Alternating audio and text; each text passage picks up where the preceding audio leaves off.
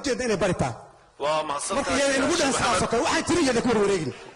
aad mahadsantahay waxaanu yeelaynaa markaa bilbilkayga waxaan kusoo tabaantabinayaa anoo ka neehinayaa bilbilkaydaas laga soo shabiyey afka iyo cuurnada aswaamaha iyo janaqyada ka soo tabaantabay beelaha neehinta roots waana sida ma ku shabinayaa gobollada lagu dhaqiyay bilbilanka waxay ku ragaxsan yihiin